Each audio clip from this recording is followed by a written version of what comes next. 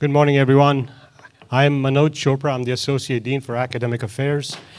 You've had the pleasure of hearing from the Dean already, but I have the honor of having a wonderful industry panel. I think you got the feel from the Dean's presentation how important partnerships are to us and how we value all the experiences that our students get while they are students here, starting from very early in their academic career. So I'm going to try to stay in one spot because I know that this one is being recorded. The last one, we had a lot of fun jumping up and down, right? So what we're going to do now is the industry panel will introduce themselves and will give us a little bit about who they are, what their background is, and then what organization they represent. And after that, we will have some questions that I will ask, followed by questions from you. So why don't we start in order from the other side? Robbie, why don't we start with you? Good morning, everybody. My name is Robbie Moon. I'm the CEO of KPM Franklin. KPM Franklin provides civil engineering surveying services right out of some offices here locally in Central Florida. We specialize in land development, where we're building communities, commerce centers, amusement attractions, or basically everywhere where you live, work, and play. We specialize in residential neighborhoods, mixed-use developments, retail. We're building schools. We're very fortunate to be working with all four of the major local theme parks. And we also provide civil engineering for the ground-based assets for space exploration companies as well as satellite internet companies. I started my career in civil engineering 25 years ago at the age of 19 as an intern in my sophomore year in college. And the past 25 years, I say I haven't worked a day in my life. It's a very rewarding career. Civil engineering is probably one of the oldest professions on the planet. We design and maintain the infrastructure that supports modern infrastructure, or modern civilization, whether it's designing where neighborhoods go versus industrial areas, building roads that connect them all, stormwater facilities that manage stormwater runoff, preventing flooding. We design water systems that provide water to the public. And then what goes up must go down. When you flush a toilet, we design the water collection systems that collect wastewater, and we treat it efficiently and before we release it back into the environment. So if you're considering a career in civil engineering, you'll find it very rewarding, and it will treat you and your family very well. Good morning. Rob Cantor. I'm the Vice President of Business Analytics and Industrial Engineering at Universal Destinations and Experiences, so the Universal theme parks. Our team does support the global theme parks, but we really focus a lot here on our flagship, Orlando. I'm a three-time grad from UCF, so I have a bachelor's, master's in industrial engineering, as well as a few years later, I did their executive MBA program. And so I also have a lot of family nights. So met my wife here. She's an education major. My brother was criminal justice and psychology, and I have a new freshman.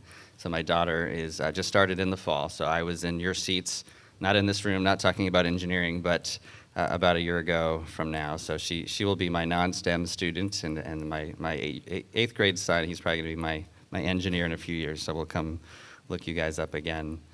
I'm also on a few boards. I'm on two boards here at UCF. I'm on the UCF Foundation board. I get to hear from the chairs as well as Dr. Cartwright fairly frequently, once a quarter, and helping manage the resources and funds that are coming in. How do we provide you all scholarships, and how do we spend that effectively? I'm also on the Industrial Engineering Industry Advisory Board, so we get to help drive what softwares, tools, skill sets we need in industry and bring that feedback back to the chairs of the departments. And so that's a helpful way for us to make sure we're getting the right skill sets from the students that are coming in.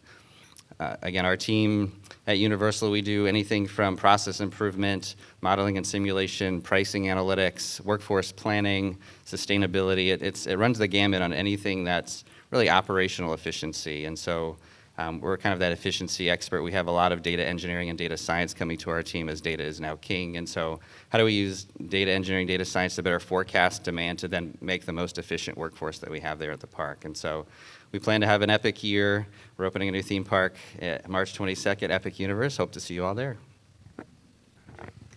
Hey, good morning.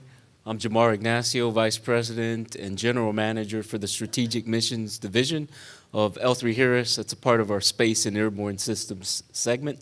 And I was a UCF grad in 2008, graduated with my bachelor's in computer engineering from UCF. Have spent countless nights and hours on this campus and have kind of drudged many of the same places that you will step as you step on this campus. So congratulations for being here. 18 years in industry, started as an intern at L3 Harris. At L3 Harris, I started in systems integration and test, and really learned how to build systems that were mission critical, knowing that test is an important facet to delivering systems that will work in the field. From there, got my master's in systems engineering from Florida Tech, so not UCF, but close enough, maybe not, and started to work on larger systems and systems of systems. L3 Harris is known as a trusted disruptor. We're a large prime, but not as large as others. Try to be agile and maintain our family environment across our sites. We've got about 50,000 employees in the U.S. and globally, and I have the pleasure of working with a team that's 100% mission focused on some of our most critical missions, a lot of which are classified, but we've also got a series of unclassified things that we do, mostly in the maritime domain under my purview. Excited for your questions, and again, thank you for having me. Good morning. My name is Tendai Mafarichisi. I'm the Operating Unit Director for Northrop Grumman's Immersive Mission Solutions Operating Unit, which is about 1.5 miles down the street. I am not a knight. Came up earlier. I did my bachelor's at Drexel University in electrical engineering. Graduated from there, worked for Lockheed Martin for a number of years, both up in New Jersey and here in Orlando. I earned my master's in technology management as well. I started my career as a systems engineer while I studied electrical engineering. Many of you will find that regardless of which discipline you study, that you'll have the opportunity to become a systems engineer. And there are a lot of different things you can do when you adopt that discipline. I've also worked for IBM as a consultant, solving some of their tougher problems. I've worked for a smaller company down the street, Proactive Technologies, for a few years, and most recently joined Northrop Grumman about just over 2 years ago, and had the pleasure of leading a team of over 350 people who are down the street, as well as a broader team of over 1,000 people across the country.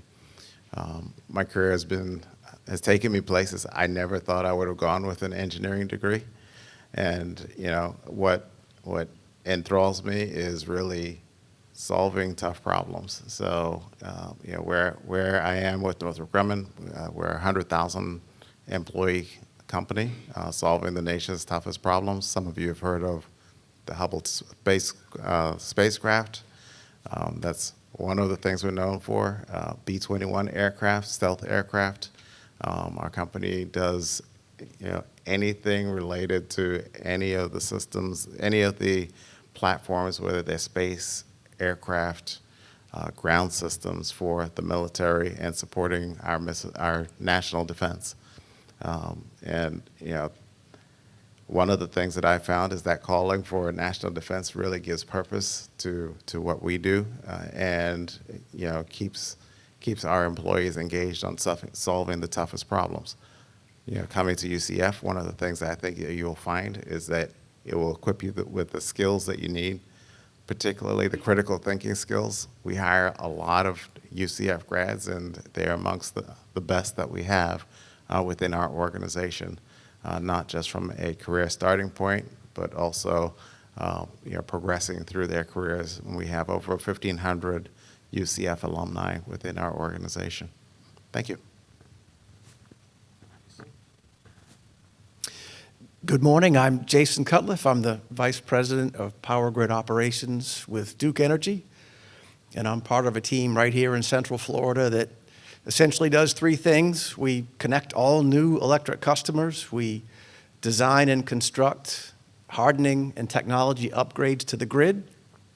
And probably most importantly, when the power goes out, we respond to restore service, be it after hurricanes or a summer thunderstorm, or if a vehicle leaves the roadway and contacts our equipment, all sorts of reasons. But engineers, and a lot of UCF engineers, are a vital part of that mission.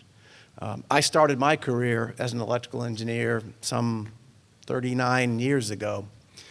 And when I began, I had no plan, no idea what I was going to do, kind of figured it out as I went along. A plan is good, but one of the great things about the engineering profession is everything you do will build upon what you did before. I always felt like you only start once, and from that point on, you're progressing no matter where that career takes you. That once you leave school, just a wide world of opportunities will open up for you.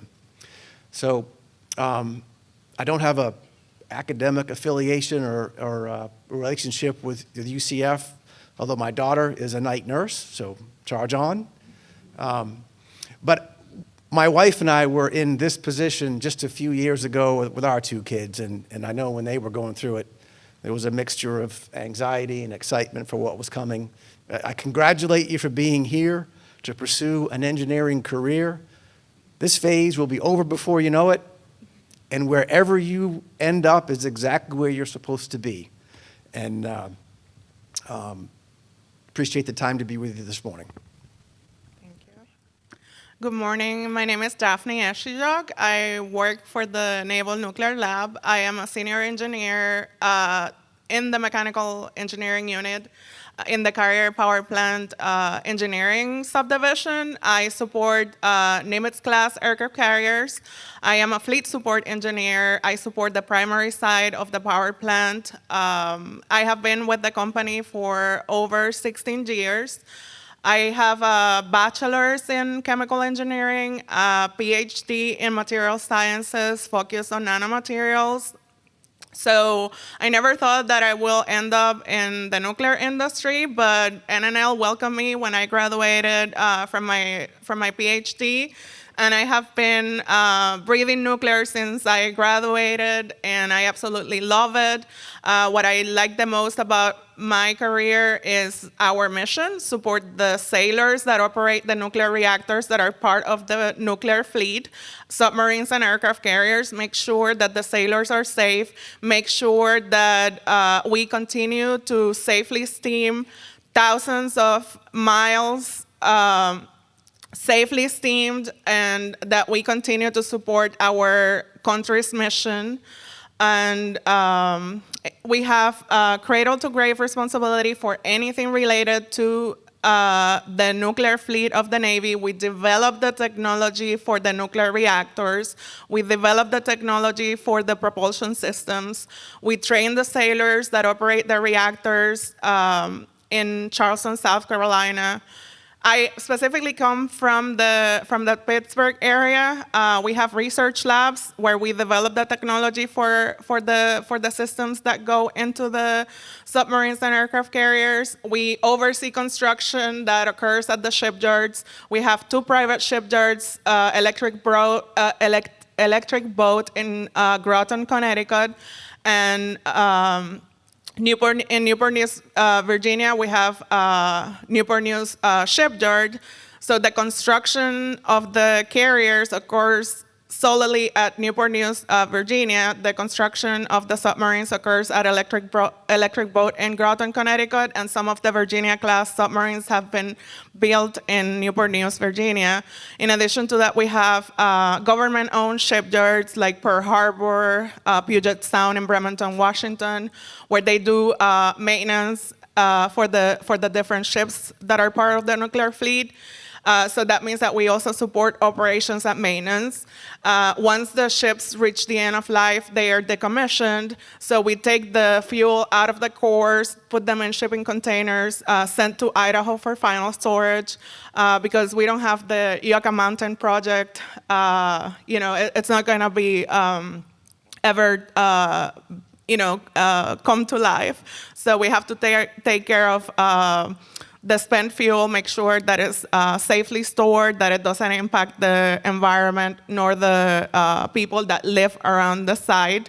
And then we are happy to be at UCF. I'm the lead talent ambassador for the company.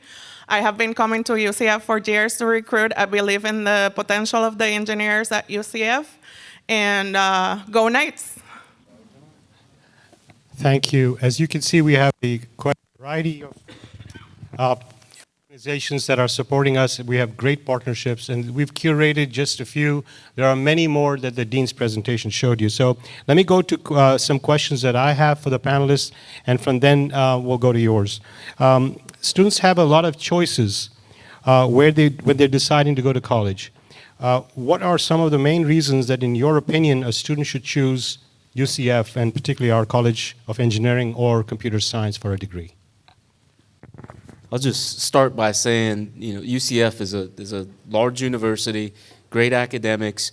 You will not go to any place on the continent or planet that you won't find a UCF grad.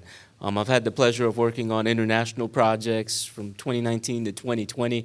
I remember meeting in one of our London offices with a few members from one of our cyber teams, and one of the main players from a technical perspective on that team was a UCF grad.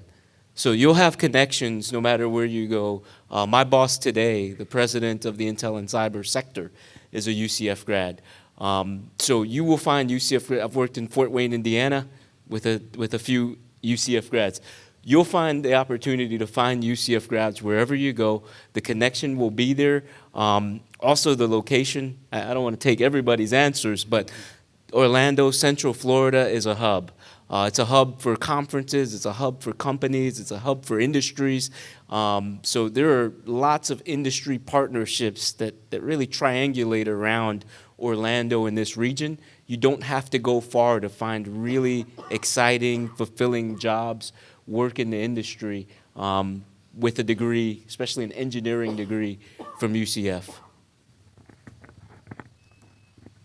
I think I echo that. Whenever I talk to friends that I have an 18-year-old, so we have a lot of friends that are coming to college. It is sometimes you hear real estate location. It is a great location. It's a way that you can have internships and stay home, stay at school. You could be working part-time, and I was the first co-op that ever worked at Universal 28 and a half years ago. I started when I was 12, but no, I've been there ever since. I've been there 28 and a half years. And you're going to have those opportunities here, more so, at least in my opinion, than a lot of the other universities you may be thinking about in other cities that don't have the industry that we have. The folks that are on the panel here today, and the dozens more that you've probably been introduced to already, and just the focus on technology and innovation. I mean, the president, Dr. Cartwright, if you don't know, he's an EE and a CE. He's an engineer, and he really has passion about this being the preeminent engineering school in the state and beyond. And so there's a lot of focus. I think all the effort that I hear through the foundation is really engineering and STEM focused.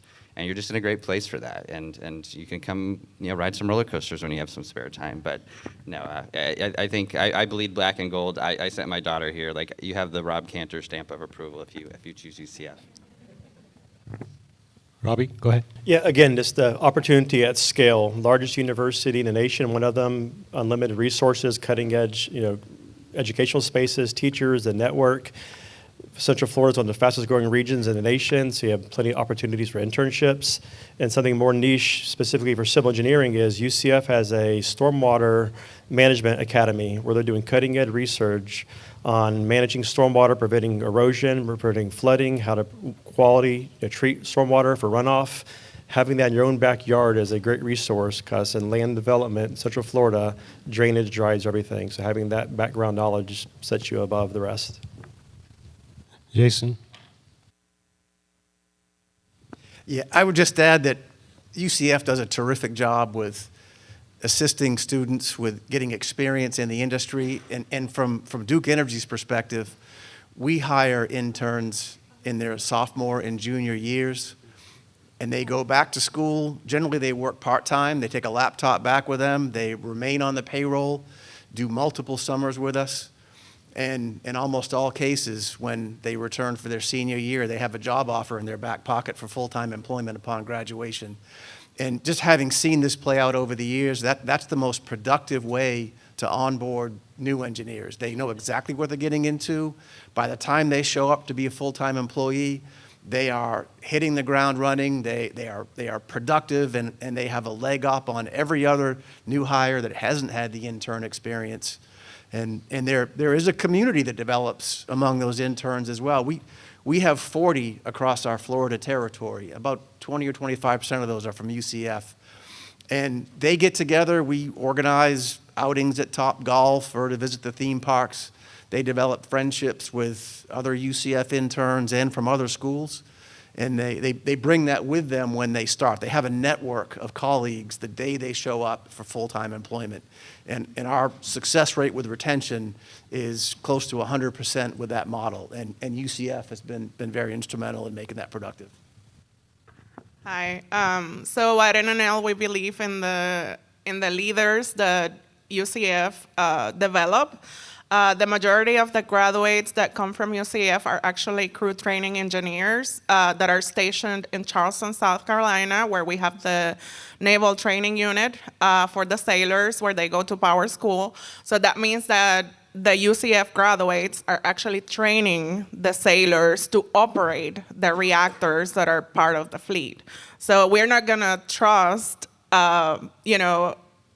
the operation of the nuclear reactors to people that cannot develop such strong skills. That means that the engineers that UCF develop are top talent. UCF has a great organization called Eli Squared, which is for developing leadership and innovation skills for the engineering majors and computer science as well. So as a UCF student, you have those opportunities. Please take advantage of that. There are other professional societies that help you build those skills too, but being a leader and standing out is important for you to secure those opportunities. Co-ops, internship, positions full-time. So we do believe in the talent that UCF graduates. It's a great segue to my next question, which talks about some of these opportunities. So your organizations, Tendai, did I leave you out? I'll get you next time. Because I wanted to use that segue, but yes, we'll give you a chance to answer two of them. Your organizations have a strong partnership with UCF in things such as internships, mentorships, but also senior design projects. I think for y'all, you saw the video where we had senior design showcases, a lot of very interesting projects, a day devoted to discovery. And so these are the partnerships that our industry partners do. Quite often they are either judging those projects or they're actually guiding the students through those projects when they are building those. And so my question is, can you please provide some examples of how this partnership benefits our students? And Tendai, we'll start with you. You can answer both of that question. So when I look at UCF graduates, things that I find that UCF graduates bring is they bring the critical thinking skills. That is important in the engineering field, especially when we're talking about national security. As students, one of the things that I had to do was, when I was an undergrad, is I had to work, right? So there are over 200 modeling, simulation, and training companies just down the street. Ours is one of them, where students come and become interns. And in addition to being interns over the summer, they have, for those interns who have worked with us, they have the opportunity to return to Northrop Grumman during the school year and work as part-time employees. Allows them to make some extra mad money and also continue their academic experience. Beyond that, we also have our employee resource groups, which have a number of engagements with UCF students, given that we're in close proximity, both on our site as well as at UCF. So there is a tie. Recently I had one of our engineers approach me and say, I'm working on this. She was working on a research and development project. And she said, I want to go work with UCF and basically sponsor a senior design project. So the students benefit from getting the opportunity to work on an actual problem, you know, in an academic sense, as well as our organization benefits from being able to leverage the knowledge. As you heard this morning, there are a number of key technologies that UCF is focusing on becoming strong on. There is not a single one of those technologies that all of our organizations are not looking to leverage as the next generation, because when we graduated, there are a number of those technologies that were not at the forefront. So it's really the students, it's you who are going to bring those technologies into our workforce so that we can leverage those to grow.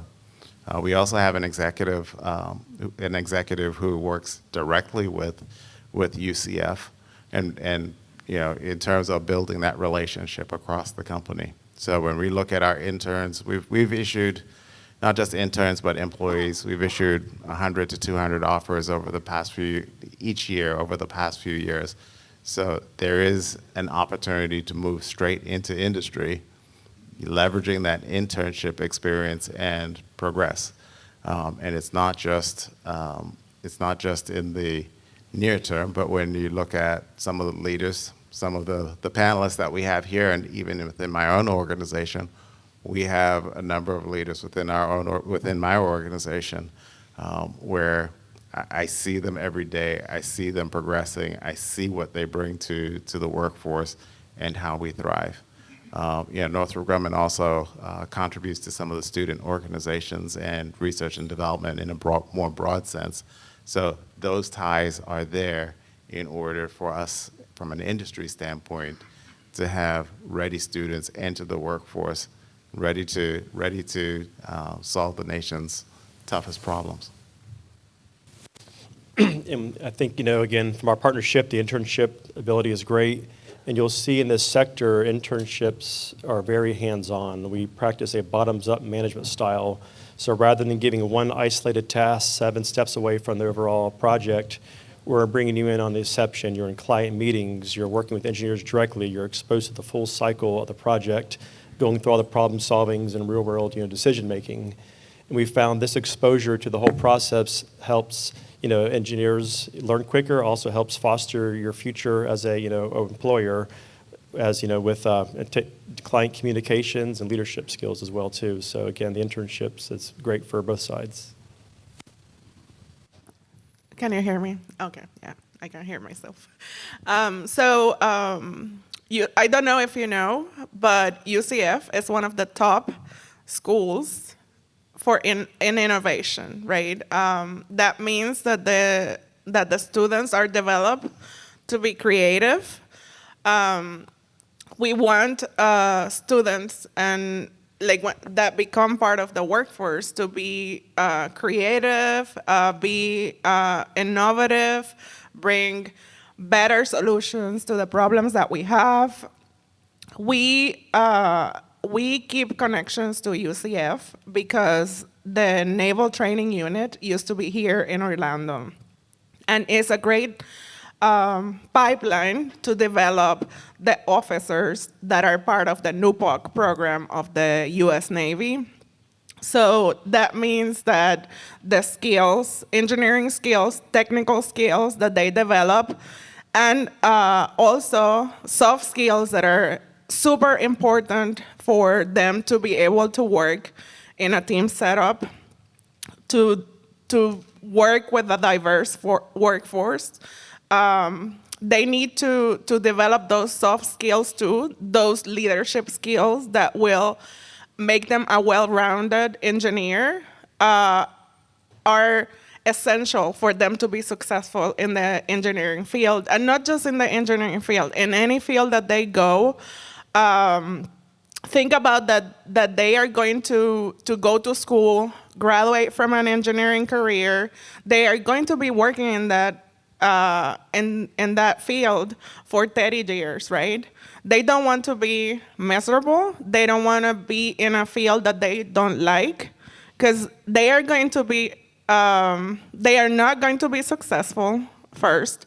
They are going to be, like I said again, miserable, and they are going to make their coworkers feel the same way. And it's important for them to do something that they actually like, that they enjoy, so that they feel good themselves and they have a good work-life balance, right? So UCF prepares the students so well that we believe in the leadership that these students bring to the workplace, right? And we are very satisfied. We keep strong connections to the school. The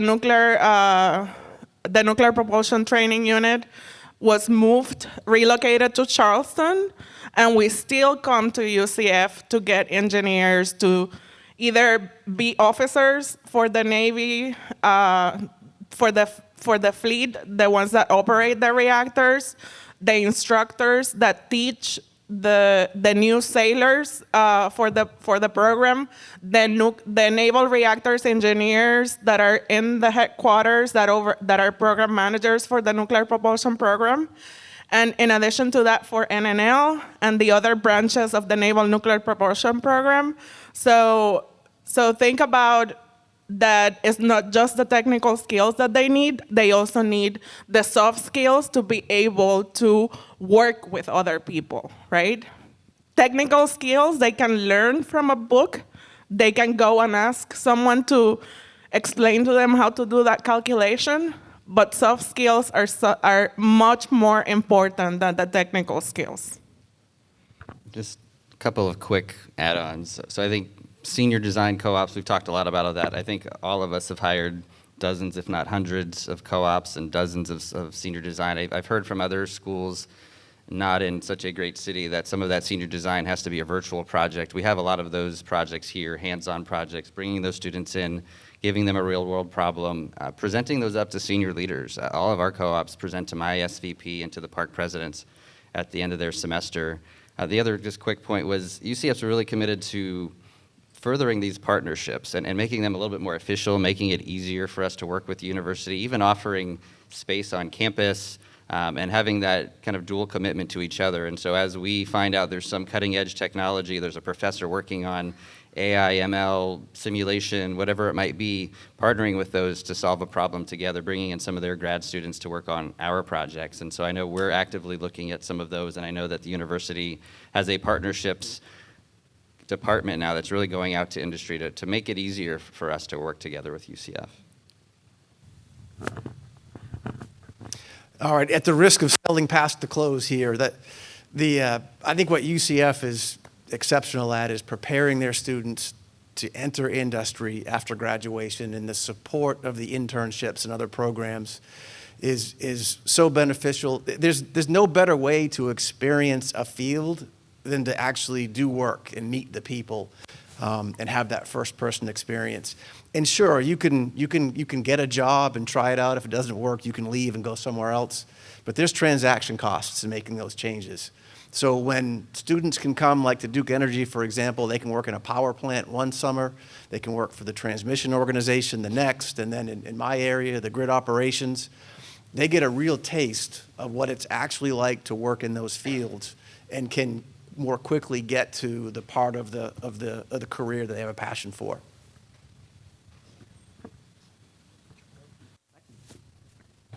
I'll just really quickly add one thing. I mean, I think simply put, the benefit to the students of the partnerships that UCF has are really the opportunities to create relationships with industry partners. I mentioned in the first section, I became an intern at L3 Harris because I was trying to solicit funding for our National Society of Black Engineers conference from one of the recruiters from industry that was just walking through our building. This campus is literally crawling with industry partners day in and day out because of the way the university makes it accessible. And through the career fairs, through the various resume writing workshops, there is access to industry partners. So absolutely take advantage of that, because those relationships are what are going to ultimately help you to start your career and will help you throughout your career as you get into industry. Jamar, you have to say your $500 story with this one. Okay. I said to this recruiter, he was a manager at L3 Harris, I said, hey, I need $500 to get my group to this conference. And he said to me, no, you need an internship. I was a junior at the time. I hadn't interned anywhere. And I said, Bruce, I need $500. He gave me the $500, but he also gave me an internship. And that's what started my career in industry. And it was persistence, really, of the recruiters and the industry, people that were just in the building, in reaching out to students. Thank you. A couple of quick comments. Can I add something along the lines? So he mentioned the importance of connections, networking. That is great. Find good mentors in your career, not just one, multiple mentors, but also like he found someone that was able to advocate for him and get him that internship that he needed as experience to be able to secure a full-time position when he graduated.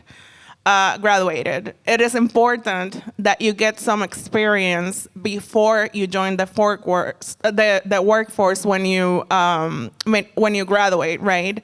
So having that experience will help you figure out if engineering is your field or not, too, right? Find your niche. Find if you're actually built to be an engineering major.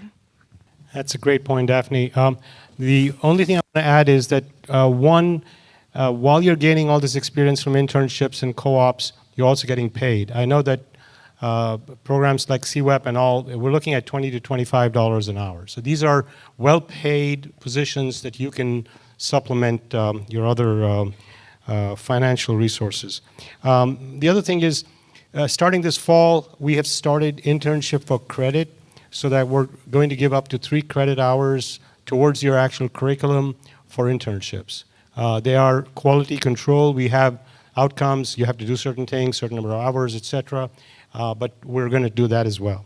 My next question is, briefly, what are some of the attributes of potential student interns? Are you looking at GPA? Are you looking at technical skills, holistic skills, other skills? And there was mention of a few things earlier. So Jamar, why don't we start with you? Yeah, just really quickly, when I look for students, when I look at resumes and look for people to intern and work for us full time, there's a book written on the 3 H's, so I always start there, right? Beyond GPA, that's the baseline, it's table stakes. I expect that you're going to do well, you're going to excel academically while in school, so go do that first. Right? Let me make sure that, first things first, make sure that you do well academically. But beyond that, I'm looking for well-rounded students, right? So I'm looking for students that are humble, have the ability to work with teams.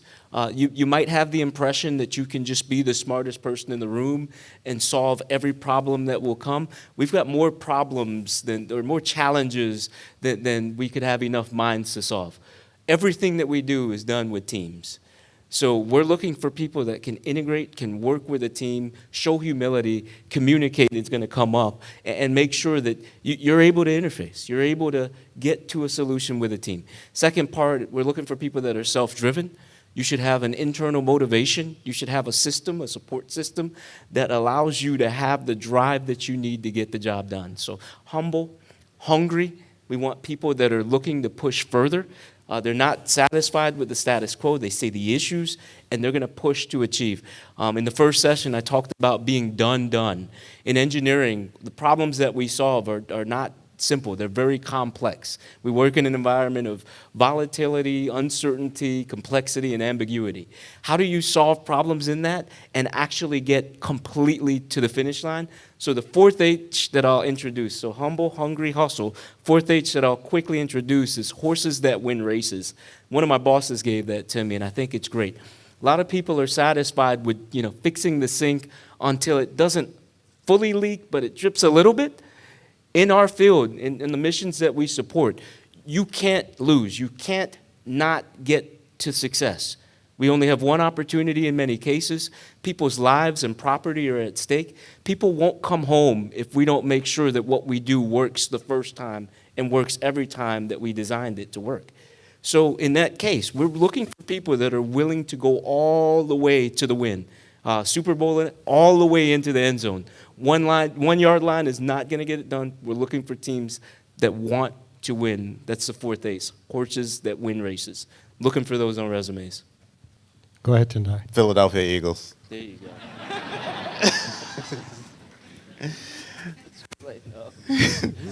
So, everything that Jamar said is on point, and things that I would add to that are grit. That's I'm not AJ Brown, so I know he likes to read. There's a book out there that's literally called Grit, and it's about how do you have those skills to really drive and make it through challenging situations. As Jamar indicated, we are mission focused. So the kind of problems that we have to solve, it's not we're done when the day is done. We're done when we are able to enable the people who protect us to have what they need in order for us to be safe, given that our customer is the military. The other thing I think is, we work on teams. We work on teams at scale. We look for, are you working on teams? Are you working on teams as a leader? Are you working on teams as a member? How did you help your team overcome situations that you did not expect? Because that's what's going to happen. And when we talk about teams at scale, in industry, there might be, teams that have a handful of people. There may be teams that have a whole company of people. And, our companies collaborate on a variety of solutions. So it might be multi-team efforts in order to address, national security challenges. And it's not just at the individual level, but when you rise up to leadership, that is what's going to be expected, as well as what is your potential. What do we see in you? Is it not, because if we're hiring people to just do the job that they're coming in to do for the first day, we're not looking to the future. I am looking for people who are going to be better than me and take our organization to that next level. I think critical thinking and problem-solving skills is very critical. I tell young engineers, don't throw a snake on the table unless you can tame it, meaning don't come to me with a problem without a solution, or at least you attempting to solve the problem. We want to see that you have the ability to take a new concept and think your way through it and provide some options. And then communications, you're going to find yourself as being maybe the smartest technical engineer in the room. You're going to be in front of concerned citizens, in front of regulatory agencies or clients. You need to be able to explain a most complex problem to a 5-year-old. So having the ability to explain it to a peer as well to a 5-year-old is very important as well. Yeah, I agree with everything my colleagues have shared, some great insights there. I would just add, like in my business, the electric grid is a machine that operates outdoors in the elements. And so things are changing all the time. And what I look for is engineers that come to work rested and ready with an attitude of what new problem do I get to solve today? Because the state of play is always changing. You can't let it frustrate you and knock you off center. You got to have an attitude of this is what I'm here to do. Stay positive and stay curious. So I want to advertise the Career Expo that happens every semester, fall and spring. Take advantage of those opportunities that UCF provides to the students. There are hundreds of companies that come on campus looking for students for co-ops, internship rotations, full-time positions. Have your resume polished. Oh, but I am a freshman. I don't have experience. Become part of professional societies, work on research, work on projects. Like if you're a mechanical engineer, they have the Baja team, the Baja car, car. They have rocket science focus groups. They have IEEE for EC majors. All these professional societies have projects that are given to the students to work on, develop those team building skills. They stay late at night. They are hardworking. We companies see that the efforts that they make and the leadership that they develop by doing those projects, right? So it's never too late to start working on your resume and have it ready for that time that the companies come to look for engineers. Be proactive. Nobody is going to stand up for you. You have to take ownership of your career. You, not your mother, not your father, not your brother, not your friend, you. Thank you, Daphne. We're running very short on time. We have questions from the audience. Rob, you want to finish up that question? I was just going to say, don't be afraid if you don't have all of this yet. Like, that's why you're here. This is why you're starting your first 4 years with UCF. They're going to help train you to get there, as well as the experience that you can gain working for one of our companies. Like, you're going to get that experience, but just remember those. Check the boxes that you're starting to hit those key things. But today is just the first day. You guys are going to be able to learn what we just all talked about. So as we transition to our audience questions, I just want to take a personal moment to say, I know I look like I'm 35, but actually I had 2 panelists in my class. And so I want to, please, I think a round of applause, they turned out pretty okay, right? That's Rob Cantor and Jamar were in my class a while ago. They did okay. So we're going to do audience questions. Do I have a runner? Yeah, come on up. Again, please remember the questions. You cannot ask for Universal Studios tickets. That's not going to work. You cannot ask to lower your Duke Energy bill either, sorry. But other questions are wide open. So go ahead. Do you need this? You take this one.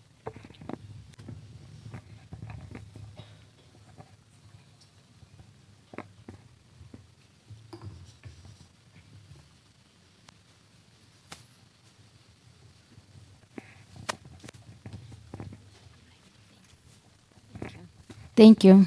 I just would like to know about maybe in your companies, like for example, like computer science majors. How does it work? Because it's like AI now. More like how does it work? Will be in the future, kind of like because worried about like computer science majors and AI, and how does it work in like in your companies or other companies around here, like around. AI is a transformational technology that's going to impact all of our companies in a variety of ways. That does not eliminate the need for software engineers. We still use AI to enhance their productivity, to do tasks that are mundane. But if you look at, particularly in all of our fields, it's either life is on the line, even at the theme parks. If no one wants to fall off a roller coaster. In our domain, we have missions. We have complex systems that we deliver to the military that are dependent on known outcomes. It cannot have an unknown outcome. Additionally, we leverage. We have projects that we're doing research and development to provide realistic mission rehearsal environments. So when the military is going into harm's way, they are prepared and can come home safely because we've given them realistic rehearsal scenarios that they've worked in that leverage the way that the adversaries are going to behave.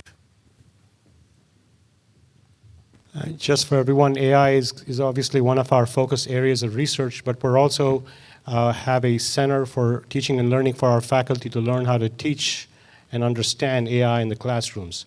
That's a very big focus area for us. And we're starting a new course called AI for All, which will you can start in your general education program to understand the impact of AI, the risks that go with it, and all of those other things. So does anyone want to take an AI question before we go to the next one? Not just only AI. I mean, AI is only as good as the data that's feeding it too. And so, data engineering, data science, our team, industrial engineering team of 80 or so folks at UDX, we were probably 75 IEs 10 years ago, and now we're about 50% IEs. And we've really added a lot of data engineering, data science, software so that we could utilize the data that we're now collecting that maybe 20 years ago we had to collect manually. There's so many, there's gigabytes, terabytes, whatever the other bytes are of data out there that we now need to be able to harness in a really efficient way. And we're all trying to do that. And so I think computer science is just as important as the engineering disciplines that you're talking to here today.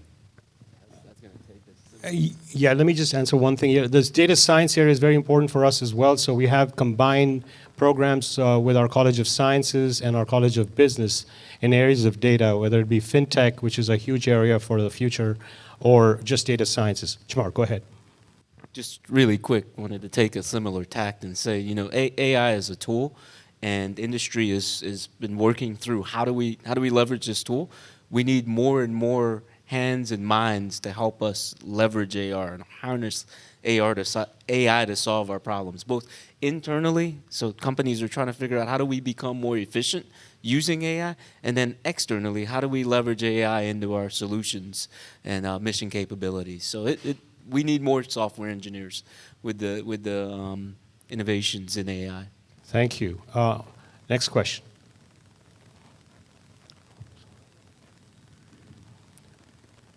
If you could raise your, we're going there, but if you could raise your hand so I know, okay.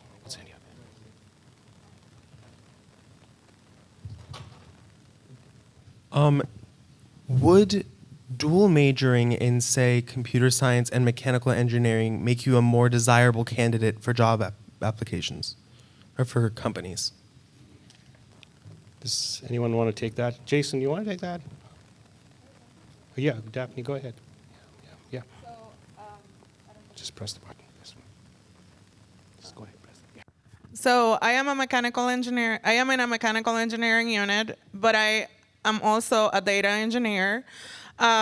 We do a lot of simulations to predict system behaviors. So having that additional skill as a major is not going to hurt you. It's actually going to help you, right?